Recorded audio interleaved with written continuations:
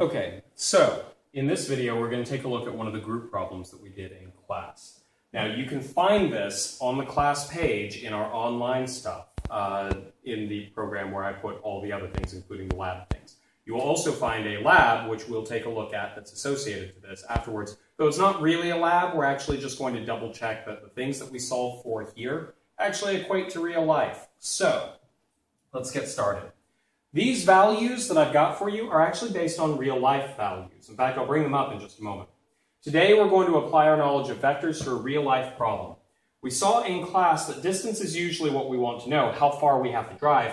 Our displacement is important for things that go in straight lines, like our cell phone signals. Cell phone signals don't have to follow the streets. They actually go in straight lines from the cell phone tower to your phone and vice versa. Now, we're going to take some of the information in the area around our high school, and we're going to see if we can use this vector stuff to predict whether or not we're going to get cell phone signal. Now, I've brought up the nearest FCC registered cell phone is at some address basically not far from where our high school is. Now, one of the things that I learned in researching this is apparently you don't have to register all of the cell phone towers with the FCC, so there are actually ones much closer than this, so we're probably going to get signal here on our campus. But we're going to use this just as an idea to see if we could theoretically get a signal off of it. If you were going around and designing a new cell phone grid, this is exactly the sort of thing that you'd have to do to make certain that you had proper coverage everywhere. Now you could go through and basically say, okay, every 10 feet we're going to put a cell phone tower. You will probably be fired by whoever is hiring you because that's a lot of cell phone towers and that's going to be expensive. The goal is to make certain that you get good coverage so that you've got the cell towers close enough, but you've also got them spread out enough so that you're not having to pay a whole bunch of money for the land that they go on and the material they actually take to build and the power, not to mention the maintenance. So these are all things that you would have to do in real life, and one of those steps is to be able to predict, hey, are we going to get good coverage here and here and here, and how to overlap those things. All right, now that I've given you some background on what we're doing, here's what we're going to work with. From the cell phone tower to north, we have street directions from my good old friend, Google Maps. So, in fact, I'm going to go straight to it. I took a freeze frame of what we're actually dealing with. There we go. We have some directions here, but in short, here's roughly where the cell phone tower is. It is just north of Coffee Creek Road. I know that that's really hard to see, so I'm going to read that off. We go south some ways. Actually, I think these are slightly different directions than the ones I gave you in class, but that's okay. We go south some ways. We go over, down, and over. In fact, this is, yes, I apologize. This is an old document. That's okay. What I've actually got for us is I think we go down here, over to here, down to here, over to here, actually, and then go over like that, I think. Anyway, that's in short what we're going to do. I'm giving you street directions along here from the cell phone tower, what we would have to drive to get over to our high school. Now, the directions that I give you for this, and these are real directions, we would go south 0.3 miles. So I would go south 0.3 miles. That's going to put us on Coffee Creek Road, which we've got here. 0.3 miles south on Sooner Road, and then we would go 1 mile west on Coffee Creek Road. So we go down 0.3, 1 mile west, and then we're going to turn and go on to, this one is, looks like Coltrane. Then we have, let's see, 2 miles south on Coltrane. So I would go 2 miles south, 1, 2, down to here, that's the path we're actually taking, and then we go straight over, looks like west on Danforth. In fact, we go 2.4 miles west on Danforth. And so we were here, here's Danforth, 1, 2, 2.4, a little bit less than 2.5. So that's our path. I apologize, this is an old picture. I could bring up another one, but that's not really that pertinent. Here are the instructions. They're based on real life. Now, I have a series of steps in here. Draw a picture of the solution or a situation and choose a coordinate system. Basically what that means is this. We've got a cell phone tower up here. And we're going to choose a coordinate system. Well, we're on a map, so I'm going to say east is the positive x and north is the positive y. We said that we start off by going 0.3 miles south, and then we go 1 mile west, 1.0 miles west. Then we go 2 miles south, 2.0 miles south. and then we would go 2.4 miles west. Oops. I don't need to write west because I've drawn an arrow denoting west. Now, these are each individual vectors. We've got one vector that is taking us down, another vector that's taking us to the left, another vector taking us down, and another vector to the left. Now, there are other ways that you could do this. In fact, in previous years, I used a different path. One of the things that you can see is the picture that I had was actually for a different path as well. So we could go through and we could work with those, and we're going to find about the same thing. If I add all of these graphically, remember, check your notes. When you add vectors graphically, you put them tail to tip. I've got one vector here, and it's tail to tip to this vector, which is tail to tip to this vector, which is tail to tip to this vector. We are adding those vectors. And when you add vectors, they will give you a resultant that points straight from the very beginning, straight to the very end. Here is Edmond North, our school. Great. This is a representation of what we're looking at. And to do this, I need to add some vectors. I'm going to call this very first one, we could call it vector A. This one I'll call vector B. This one I'll call vector C. And this one I'll call vector D. Now, many of you may be looking at this and going, hey, I could move those around and turn those into the components of my big vector here. Let's call this one that we're looking for, I'm going to call it M. I'm just giving them names. Could be anything. That could be vector Bob or Bob the Seventh. It's a long and proud name. All right. Pardon me. Some of you might bring this down and this over here, just like we did in class. You can solve the triangle, and you can find not only your displacement there, the magnitude of it, you could also find the angles involved. Here's what we're going to do. I'm going to do this a little bit more thoroughly. We're going to treat each of these. This is vector A, this is B, this is C, and this is D, and we know that we're going to add them together. Now let's go back to our group problem. This is me drawing a picture of my situation and setting a coordinate system. Identify each individual vector you want to combine to find your resultant. In this case, they may be the individual legs of the journey on the street. In other words, A, B, C, and D. I'm going to treat these as full vectors. We can also go through, and now that we know that we're adding them, we're going to add them numerically or analytically. How do we add vectors? There are the 4 steps I introduced in class. Step 1, break the vectors into components. Step 2, add the x's. Step 3, add the y's. And step 4, use the total x and total y to find your resultant. So let's take this by the steps. Step 1, we need to break each of these vectors into components. So vector A. Vector A, I'm going to find my x component, ax, and I'm going to find my y component. Scoot this over just a little bit, ay. In fact, I'm going to set up another slide where I actually break these down. ax, bx, cx, and dx. ay, by, cy, and dy. We're going to start filling these in. Let's look at vector A. That's the one that points straight down here. Now, when we look at A, it's pointed straight down. Remember, components basically ask the question, how much is left and right, and how much is up and down? Well, when I look at vector A, all of it is down. None of it is left or right, which means my x component is 0 because the vector points straight down. There is no left or right. What about y? How much of this is in the y direction? Well, it has a total length of 0.3, except it's going to be 0.3 down. So my y component is negative 0.3, technically miles. In fact, I should write in miles on this. Each of these are going to be in miles. Those are my components for A. Now this is nice because this is a vector, and we can find the components easily because it's not actually a triangle. We've got all of it in the y, none of it in the x. Now let's look at B, B sub x.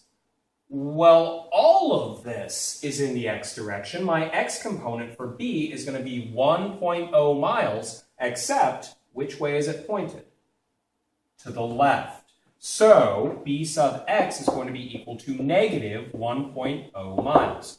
Why negative? Because it's pointed to the left. We do need to keep track of direction. Y, well, there is no up and down. All of it is in the x direction, so our y component is 0. I'm going to skip ahead a little bit, go through and double check these, see what you come up with. For C, all of it is in the y, and it is 2.0 miles, so that's negative 2.0 miles because it's down. And C sub x, none of it is left and right, so that's 0 miles. We have D sub x, 2.4 miles, but it's to the left, negative 2.4 miles. And D sub y equals 0 miles. These are actually nice to work with. Great. Now, you can do what we did in class and move them around and just treat it as a triangle, but here's where I'm showing you the very thorough way.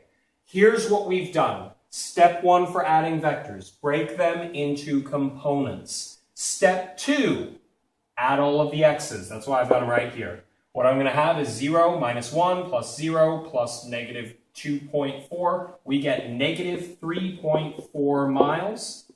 That's all the x's added together, which means that is the x component of the vector m, our resultant. When you add all of the ones together that you're adding together, they will give you the x component of the resultant. Same thing with the y. My. Negative 0.3 plus a negative 2, we've got negative 2.3 miles. Great. Once you get some practice with this, it starts going through pretty quickly. Let's draw our actual vector here. Now here's what I'm going to do. I'm going to draw my x component, which is like this. It is negative 3.4. Now remember, negative tells me that it's moving to the left. So here's what I'm going to do.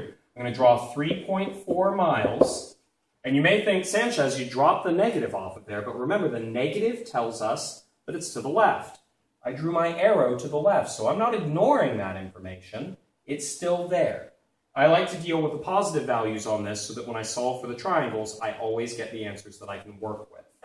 If you leave the negative, your calculator may give you something that you're not expecting. So I'd be careful with that. I haven't ignored the negative. It tells me to the left. I drew my arrow to the left. Same thing with y. We've got negative 2.3 miles. Negative in the y tells me that it goes down. And I'm going to call this 2.3 miles. The negative is the down. The 2.3 is what we've got there. And lo and behold, we end up with this. We end up with a resultant that points down and to the left, which is exactly what we expected. It's down and to the left.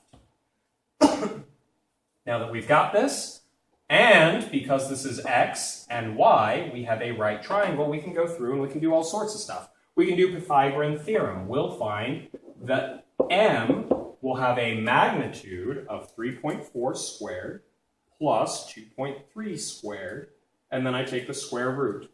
A squared plus b squared equals c squared. I take the square root. We find that the actual displacement, notice that this is miles and this is miles.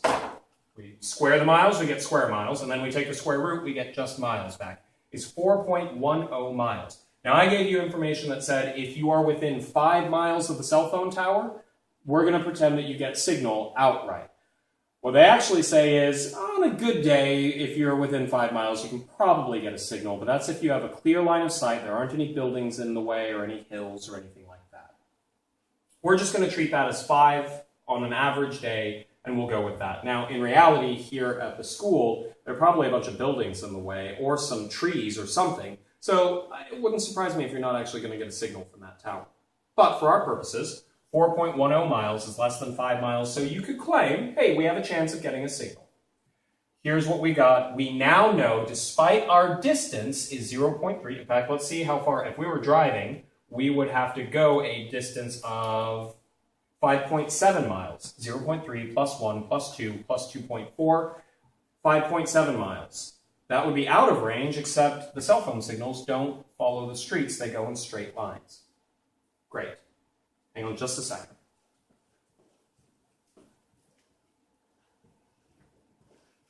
All right, things are looking good. Sorry about that. Now, let's finish up describing this vector, because vectors have not only the magnitude, but they have a direction. And I'm asking you to put it in proper vector notation, which means we need that direction measured from the positive x-axis. So we need this big angle here. Now, that's a tall order, what we're going to do is we're going to find this angle, theta, and then we can use it to find the total green there. All right, so I've got a triangle here, easy to work with a little bit of practice. And I'm going to use tangent. So if we use SO, COD, TOA, TOA tells us that tangent of theta equals our opposite. Well, if this is my angle, my opposite side is 2.3 miles over my adjacent, which is 3.4 miles. 2.3 divided by 3.4, and I'm going to take the inverse tangent, arctangent of that. I want to get theta by itself, so I need to pull it out of that tangent function. So I'm going to take the inverse tangent. I told you in class, I write it as arctan. It's the same thing as having tan to the -1. That's usually the notation. That's what you'll find it on your calculator as. I prefer writing arctan because hard to confuse what I'm doing there, as long as you've been introduced to it. So I take the inverse tangent of that, and it tells me that theta equals arctan of 2.3 miles divided by 3.4 miles. And as I've mentioned in class, you have to have a number with no units that goes into tangent. You see that the miles cancel out, and we are doing that. And we find that theta in the triangle is 34.1 degrees. This is 34.1 degrees. But I want it measured from the positive x-axis unless instructed to do otherwise. That's the default one.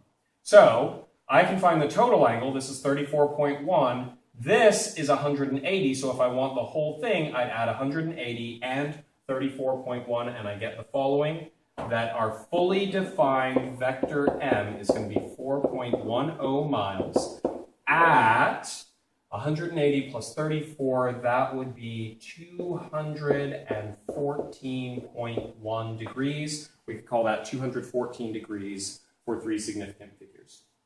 Either of those are great. Here's our vector. And that's the first one.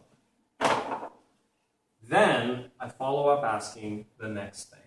Oh, let's go to our stuff. Kind of skipped ahead again.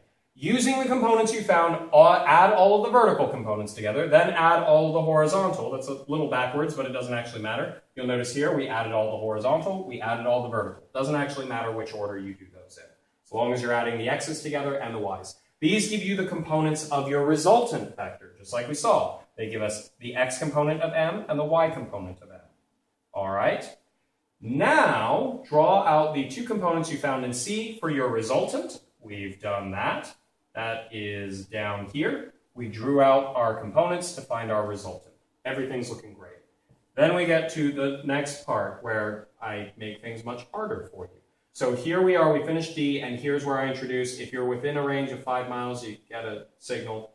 If you have clear view, no hills or buildings, that's a tall order. All right.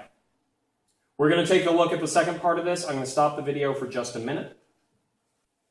All right. And we're back. Sorry about that. I have to check on the camera periodically on long recordings. Sometimes it may run out of some stuff. Anyway, I have to check it periodically. Here we go. So where we left off, you probably see it completely joined up. We just finished finding vector m. Here's what we're actually going to be working with. So here's our picture. I had you all find vector m like this. This is m. Then I gave you directions to go from our high school to another landmark down here. This one is, n. But what we really want to know is this. We want to know if the cell phone tower will get a signal down at that landmark. Now, I'm going to draw that again on the actual whiteboard here so that we can see the colors a little bit better. Here's what we've got. We've got a cell phone tower up here. We've got our high school over here, and we've got a landmark, Lake Arcadia, very poorly drawn down here. Lake. We just found M.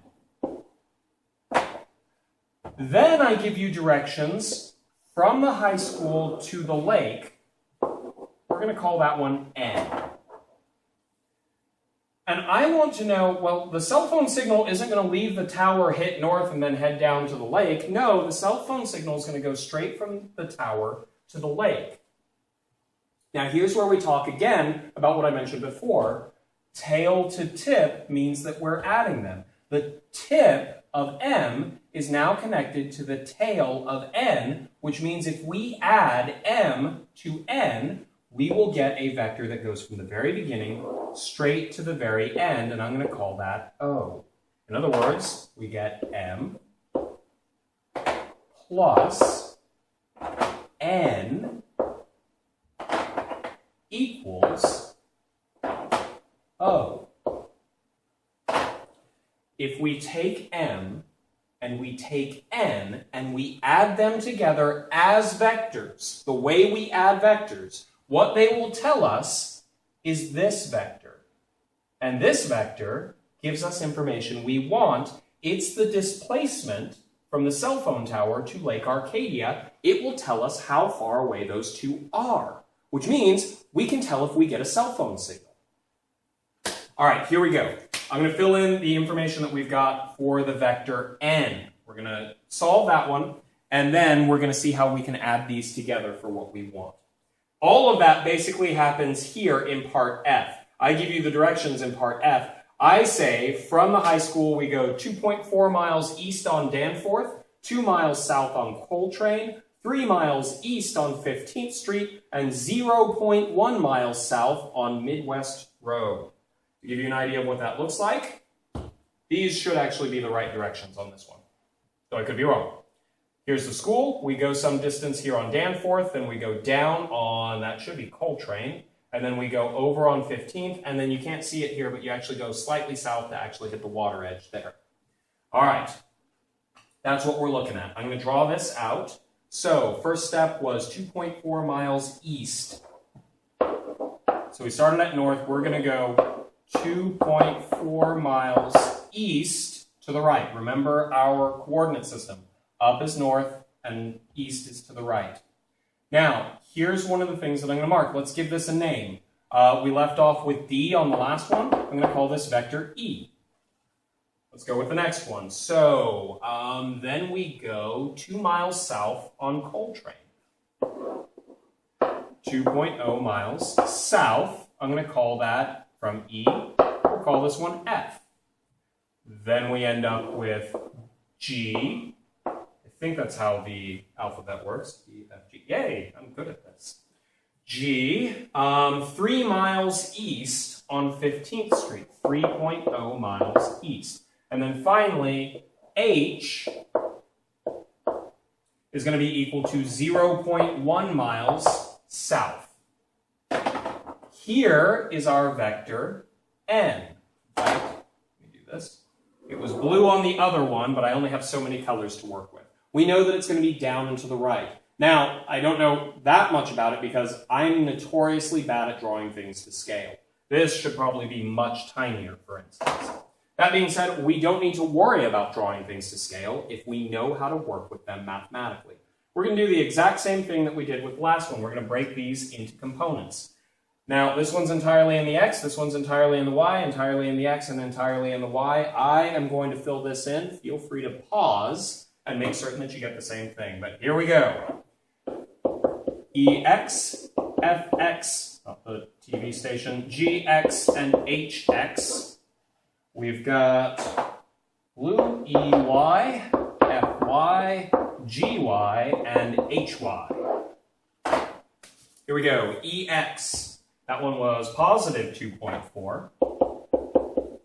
I'm going to leave the miles off because I'm being lazy, but why is it positive? It is going to the right, to the east, which I have made the positive x direction. You must be consistent. All right, f of x was equal to 0. G of x was equal to 3 miles, as I recall, positive 3. And then hx, that one was straight down, so that is 0. Let's fill in the other ones here. ey, 0. And gy was also 0, because they were all in the x. Fy and hy, this one was 0.1. Oh, negative, because I'm still going down. The other one, I forgot the number, it is 2.0. negative 2.0. Why? Because it is also going down. Each of these we're keeping track of direction. Awesome. Now we find that nx, if I add all of my x's together, I will get the x component of my resultant, is 5.4 miles, positive, both of these are positive, and ny is equal to negative 2.1 miles. I'm going to do this one kind of quickly. Feel free to pause the video and double check this. We know we have an x component of 5.4 miles. It is positive, so I draw it to the right. We know that we have a y component of 2.1 miles down. I've drawn it down. That's what the negative means. That's why I've dropped the negative. Since these are x and y components, we know that we have ourselves a happy right triangle here. And this is n. I'm going to fill in n for you. We can go through and do Pythagorean Theorem. 5.4 squared plus 2.1 squared, square root, answer. We find the magnitude of n is equal to 5.79 miles. And if I find this angle here, it will be touching the positive x-axis. So we could go through and do shift tangent, the arctan of opposite 2.1 divided by adjacent 5.4. And I find that my angle at 21.3 degrees, except normally, if this is the positive x-axis, you would go up this way. We're going down below. I'm going to put a negative on it. You could also find that this could also be expressed as, if you wanted to do the positive, we could do 180, 270, plus this angle, solve for that angle, and you'll find that it comes up to 338.7, if that's what you prefer to do. I like doing the negative one, but that's just me. All right. We've got both of our vectors. We now have m and we have n. But what we really want is O. So now we're going to add these two vectors together, and that means that to add them together, we want mx and nx. We want to split them into their components, my and ny, and add them together to find ox and oy. Here's where, if you've actually been writing this stuff down, it'll help you out, because we already know the components. Mx is negative 3.4 and my is negative 2.3. Negative 3.4, oops, negative 2.3. And we just found that nx is positive 5.4 and ny is negative 2.1. Positive 5.4 and negative 2.1. With this, these two are working against each other because m went west and n goes east. So we find that they work against each other, and our x component for O is actually positive 2.0. Both of them go south, though, so they both work together, and we end up with a negative 4.4. Now, each of these are in miles. If you didn't have it where you were solving and had the components already, and I just gave you the vectors, you could draw them out and find your components the way that we've been doing in class.